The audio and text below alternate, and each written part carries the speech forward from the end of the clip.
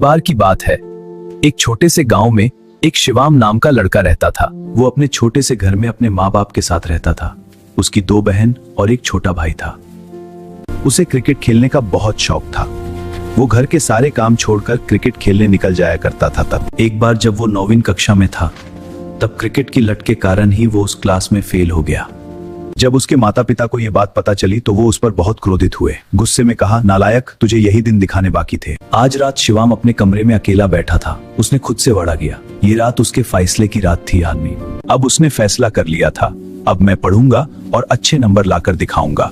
अब शिवाम रातों को जाग जाग कर पढ़ने लगा था। थकान थी, नींद भी आती थी, लेकिन उसका हौसला उसे सोने नहीं देता था। धीरे धीरे शिवाम की मेहनत रंग लाई और फिर वो दिन भी आया जब उसने बोर्ड परीक्षा में टॉप कर दिया। सफलता मिलने के बाद भी शिवाम रुका नहीं।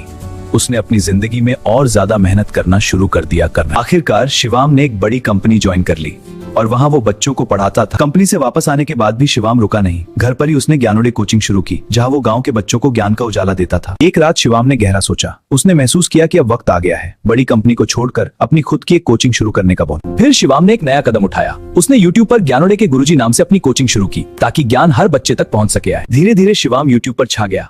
अब उसके वीडियोस देखकर लाखों बच्चे पढ़ने लगे और ज्ञान का उजाला हर कोने तक पहुंचने लगा। एक वक्त था जब शिवाम बोर्ड एग्जाम में टॉप किया करता था और आज वही शिवाम लाखों बच्चों को टॉपर बना रहा है पढ़ने। शिवाम की इस सफलता को देखकर अन्य सभी यूट्यूबर्स धुआं हो गए थे।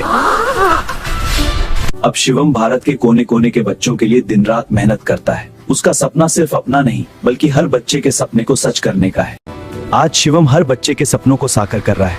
हम उसकी इस मेहनत की सलाम करते हैं। आखिरी जंग ज्ञानोदय के संग में।